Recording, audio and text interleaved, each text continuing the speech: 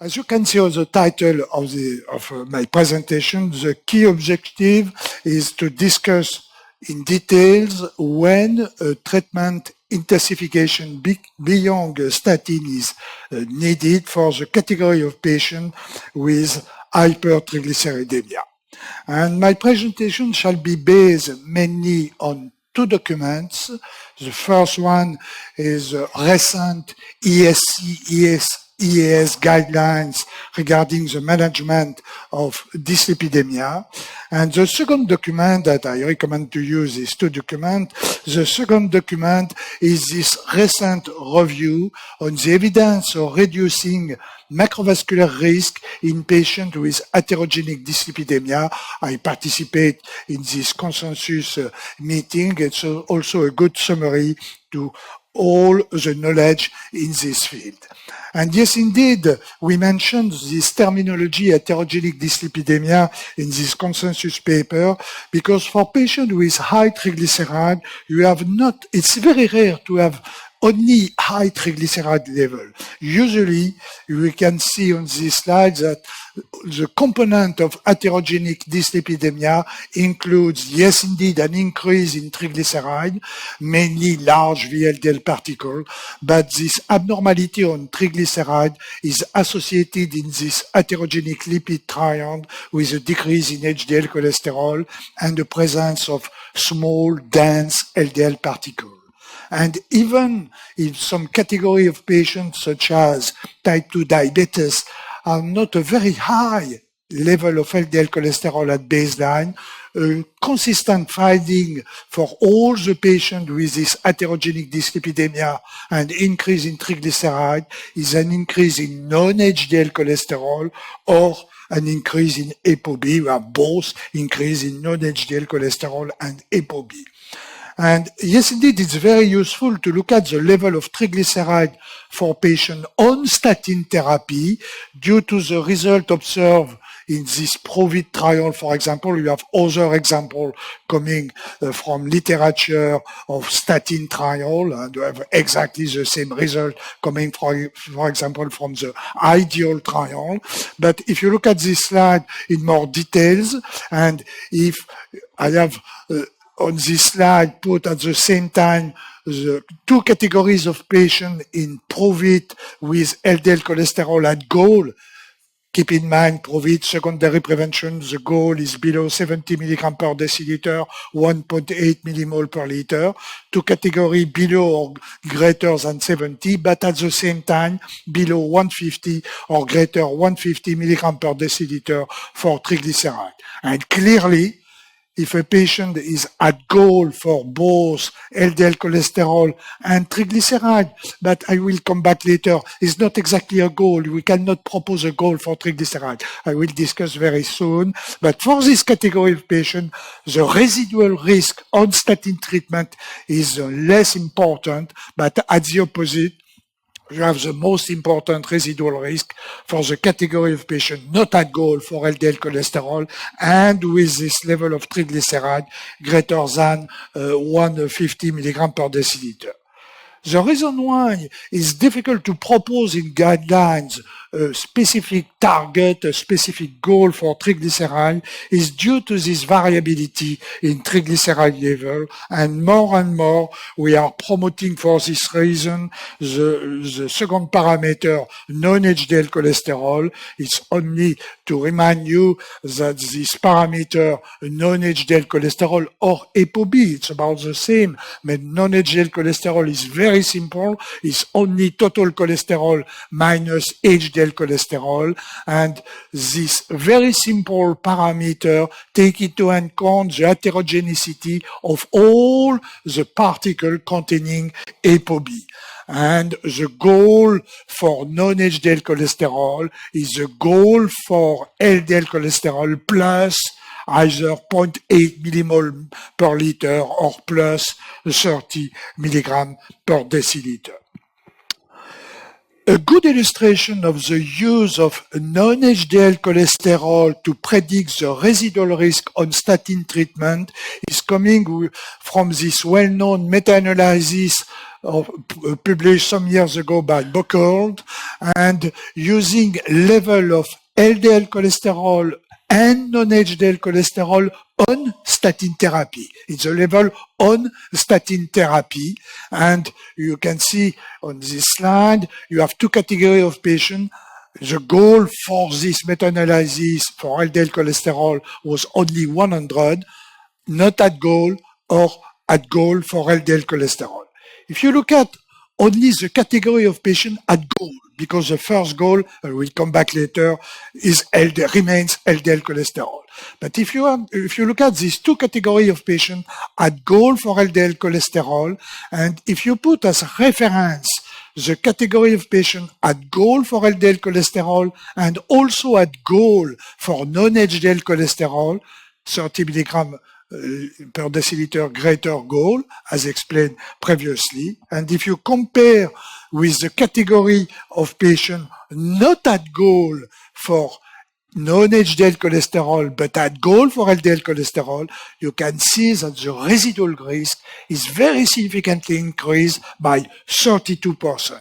So non-HDL cholesterol is a key parameter after LDL cholesterol for patients with high triglyceride to identify a category of patients with a too high residual risk on statin therapy. Very quickly, I will present the treatment target, and I would like to discuss more in detail the treatment strategy in the second part. If you look at the recent ESC/EAS guidelines, the first goal, the primary target, remain LDL cholesterol with a class 1 and level A. It's very well demonstrated by a lot of randomized clinical trials. But the second goal is now non-HDL cholesterol, and the wording is very strong. The non-HDL cholesterol should be considered as a secondary treatment target. You can see the class and the level on this slide. And of course, it's also possible to use ApoB. And as a last comment, HDL cholesterol is not recommended as a treatment target due to the failure of several clinical trials to see an association between the increase of HDL cholesterol and the risk of recurrent cardiovascular disease, particularly for patients already on statin therapy. Now, regarding the goal, it's well known that now and well accepted that for the category of patients at very high risk, included, of course, secondary prevention, but not only secondary prevention, the large majority of type 2 diabetes patients are also classified in the category of very high risk. The primary goal is to obtain an LDL cholesterol below 1.8, below 70 milligrams per deciliter, with a new mention in the last guidelines, when the baseline is not so high, without any treatment, between 70 and 135 milligrams per deciliter, it's recommended to use a strategy decreasing LDL cholesterol by at least 50%. You have to use a strong intensity strategy for patients at very high risk, even if the level of LDL cholesterol is not so high without any treatment. And for patients classifying in the high-risk category, the goal for LDL cholesterol is below 100, and for non-HDL cholesterol, you can see later, it's always the same, 30 milligrams per deciliter higher compared to LDL cholesterol. And once again, non-HDL cholesterol now should be considered as a secondary treatment target, or ApoB. It's about the same in terms of methodology to use in clinical practice these parameters. But non-HDL cholesterol is very, very easy to obtain and more standardized finally compared to the level of ApoB.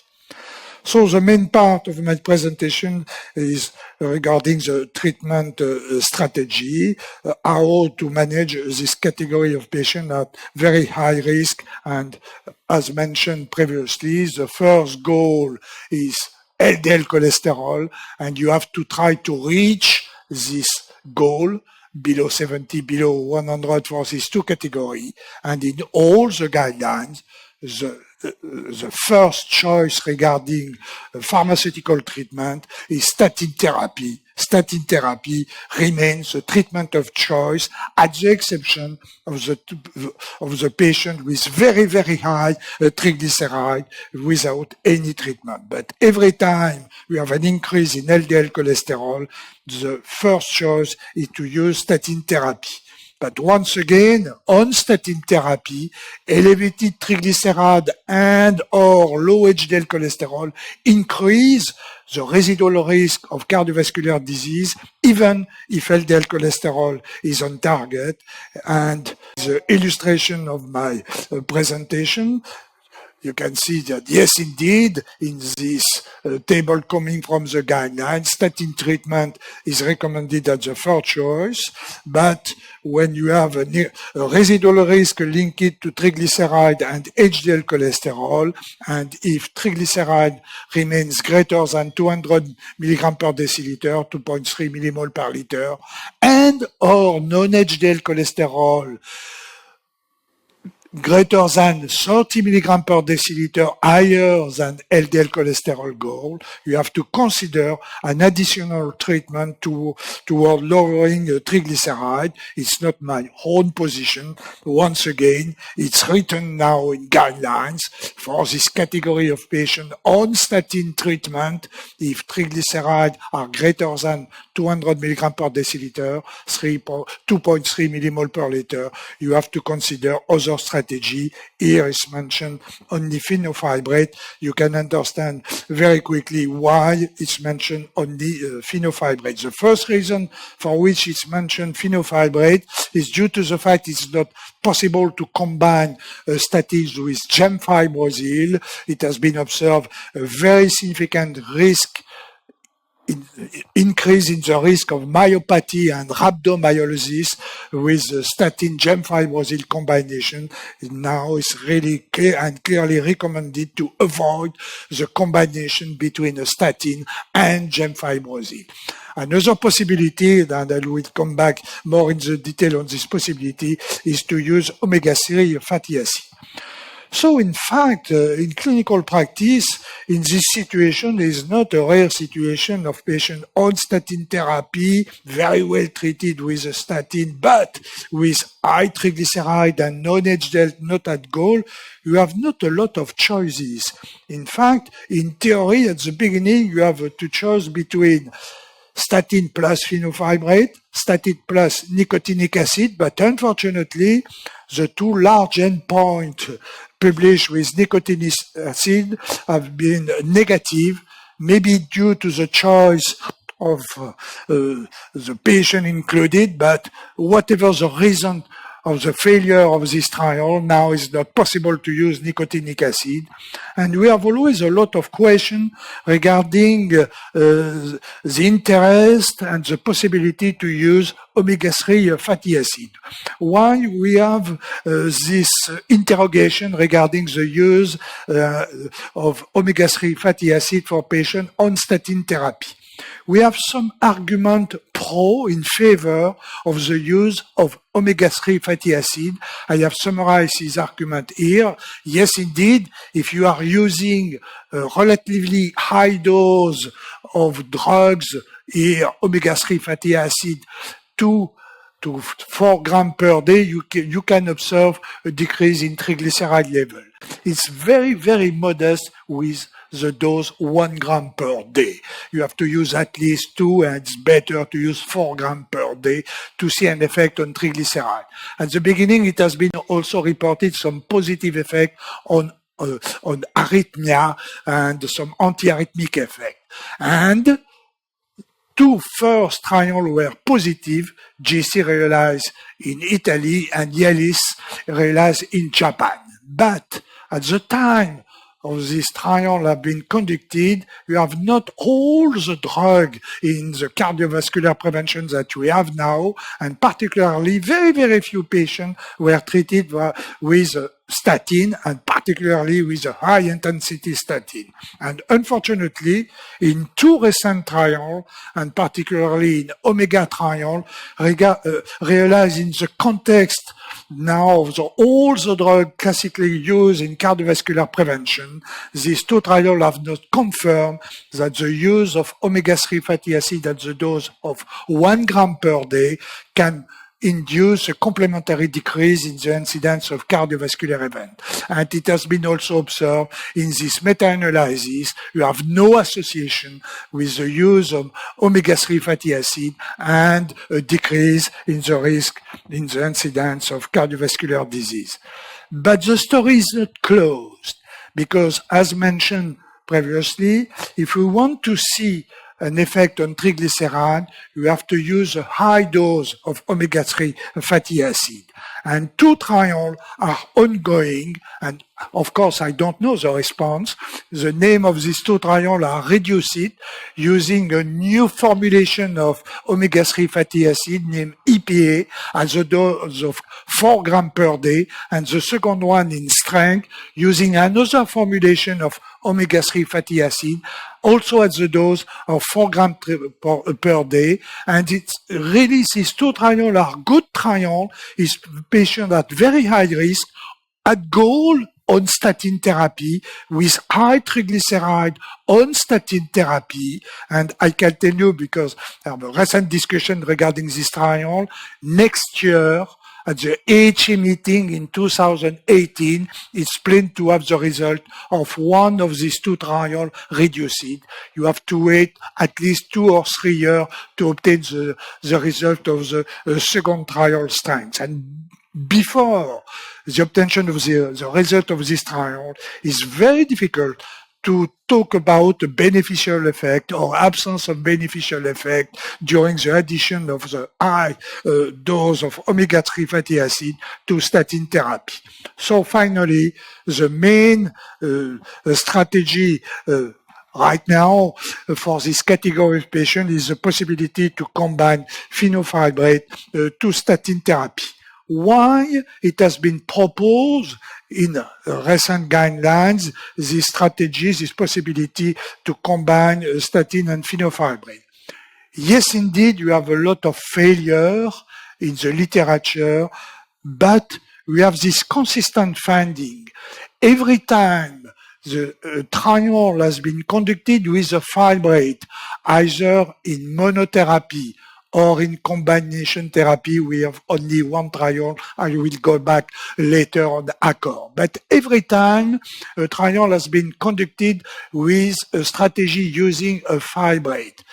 If you look at two different categories of patients without this atherogenic dyslipidemia, that means without increase in triglyceride below 200, without decrease in HDL cholesterol, you have no beneficial effect during the addition or during the use of a fibrate. So the first message, if you have no increase in triglyceride, no decrease in HDL cholesterol, you have no reason to use a fibrate in monotherapy or in combination therapy. But at the opposite, every time we look at the subgroup of patients with atherogenic dyslipidemia, increase in triglyceride and decrease in HDL cholesterol, every time you have this trend and significant trend for the majority of the trial to have a decrease in the incidence of cardiovascular disease. But I agree, for a lot of these trials, the majority of these trials, at the exception of HAS and VAIT, it's only observed in subgroup analysis. But you have this consistency in subgroup analysis, and for this reason, fibrate treatment, the conclusion, this fibrate treatment may reduce the incidence of cardiovascular disease, but only, once again, among patients with atherogenic dyslipidemia. But it's a huge number of patients are included in this category of patients. This slide shows about the same result. It's another analysis and meta-analysis of the trial using a fibrate to have one trial more, the LOCAT trial. The complementary finding in this second meta-analysis is the fact that only triglyceride increase greater than 200 milligrams per deciliter is a good parameter to predict a beneficial effect. Of course, if you have both high triglyceride and low HDL cholesterol, it's slightly better in terms of reduction of the risk, but only high level of triglyceride is predictive of the beneficial effect. But I have to admit that in the majority of cases, you have the association between high triglyceride and low HDL cholesterol. So some more comment now regarding ACCORD trial, because we have only one trial using since combination therapy. This slide is only to remind you that in fact ACCORD is a very complex trial, because we have in fact 3 trials in one testing the hypothesis of more decrease in blood pressure compared to less decrease in blood pressure. One strategy testing various strategy in terms of control of glycemia, very intensive compared to less intensive. And finally, the third part of this trial, and I would like to talk only on the third part of this trial, is the lipid part, the name ACCORD lipid, comparing simvastatin alone and the combination of simvastatin and fenofibrate. First message, coming from the simvastatin placebo group. So on this slide is the risk for patients not receiving fenofibrate, but only receiving simvastatin, and the patients were at the goal in terms of LDL cholesterol in this trial. At the goal when this trial has been designed, it's around 100. Now it's not the goal, 70 for a patient with type 2 diabetes, but at the time the trial has been designed, it was the goal. As you can see on this slide, it's a clear illustration of the risk due to triglyceride and HDL cholesterol on statin therapy. If you have no increase in triglyceride and no large decrease in HDL cholesterol, the residual risk on simvastatin therapy is 10%. If you have an increase in triglyceride, it's increasing, and a lower level of HDL cholesterol is increasing, and if you have at the same time both high triglyceride and low HDL cholesterol, the risk is very high compared to this category, and in fact the risk is comparable to the global risk observed in the secondary prevention in ACCORD lipid trial. Now, what is the beneficial effect during the combination of simvastatin and fenofibrate? And once again, if you look at the right part of the slide, for patients without atherogenic dyslipidemia, nothing. So no argument to use fenofibrate in combination with a statin if you have normal triglyceride and normal HDL cholesterol in this analysis. But in this pre-specified subgroup, it's important to see it's a pre-specified subgroup. As you can see, it has been observed a significant reduction, 31 significant reduction in the incidence of the primary endpoint, is the classical composite endpoint, significant, and the p-value for the interaction is just at the limit of the significance, certainly due to the relatively small number of patients included in the subgroup analysis with high triglyceride and low HDL cholesterol. And due to the fact that this p-value of interaction was just at the limit of the significance, in US, FDA has requested a complementary analysis to look at non-HDL cholesterol and LDL cholesterol. Here, first is the same result compared to the previous slide, the decrease observed for the category of patients with high triglyceride, low HDL cholesterol. And now, it's a complementary analysis requested by FDA using non-HDL cholesterol and presenting the result for the category of patients At goal for LDL cholesterol, I remind you the goal at this period was below 100, but not at goal for non-HDL cholesterol greater than 130. And as you can see, the residual risk is clearly and significantly less, with such as nearby to 50% decrease in the residual risk, with the number needed to treat during 5 years only 13. So this complementary analysis is a very important argument to promote the use of non-HDL cholesterol and to look at carefully non-HDL cholesterol for patients on statin therapy. And if LDL cholesterol is at goal, it's necessary to try to reach the goal for non-HDL cholesterol.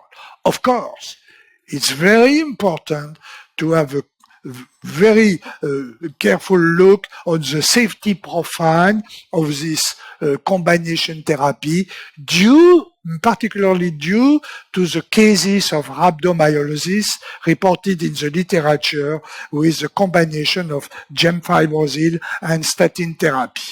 And here, if you look at the safety profile in acoramidis for the two categories of patients receiving a combination therapy or monotherapy with simvastatin, as you can see, yes, indeed, you have a small number of cases with elevated transaminase. You have to check transaminase during the combination therapy, but it's very rare, 0.6%. And nothing regarding the risk of rhabdomyolysis, in my own experience, is very, very well tolerated in terms of muscle pains. If the patient tolerate very well the statin, in the large majority of the patient, we have also a good tolerability for the combination therapy.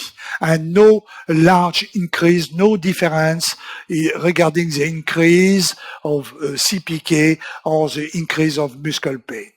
But, and it's always observed in all the trials using fenofibrate either in monotherapy or in combination therapy, you can see a significant increase in the level of creatinine in these two categories of patients, either for men or for women.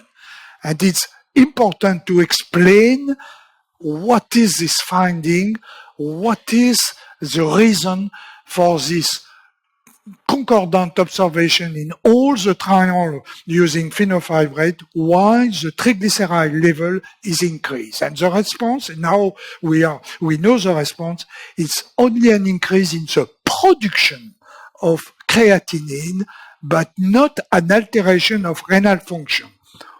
For what reason I can affirm this result is an increase only in the production. You have some mechanistic study to show, to observe this increase in production. But you have also argument coming from long-term randomized trial. And the first argument is coming from field trial using fenofibrate in monotherapy.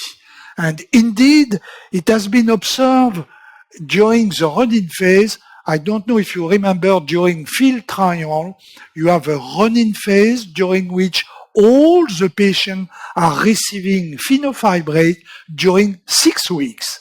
And after this run-in phase, the patients were randomized to receive either placebo or fenofibrate. It's a classical methodology in a lot of trials. It's also true in a lot of statin trials to have this run-in phase on active drug to see if for some patients we have some specific side effect to avoid the inclusion of this patient during a long period. And what has been observed regarding the evolution of creatinine? Yes, indeed, very quickly, we have an increase in creatinine, but when the patient is randomized on either fenofibrate or placebo, if he's receiving placebo, the level of creatinine return to the baseline. As you are well aware, the duration of field trial is 5 years. And yes, indeed, you have the decline of renal function for diabetic patients during 5 years. So it's not a surprise to see an increase in creatinine, but for both fenofibrate, and placebo group. But if you look at the mean annual rates regarding the increase of creatinine level, at the end, the mean annual rate is less for fenofibrate treatment compared to placebo. So no alteration for renal function and a trend to have a positive effect on renal function, and you can see exactly the same result if you are using estimated GFR.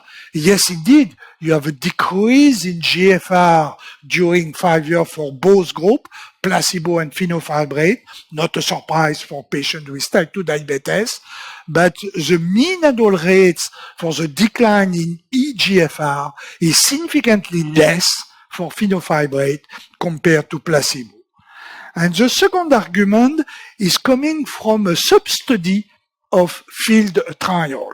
In a sub-study for this small number of patients, a little more than 600 participants, at the end of the trial, it has been decided to have enough study period of observation regarding the possibility to observe a decline in the level of creatinine. And yes, indeed, if you look at the evolution during this phase after several months, if you look at the evolution of the creatinine level for patients receiving placebo, no significant change, but for patients including in beginning in fenofibrate, the final level of creatinine is less than the level of creatinine for patients receiving placebo, with a significant difference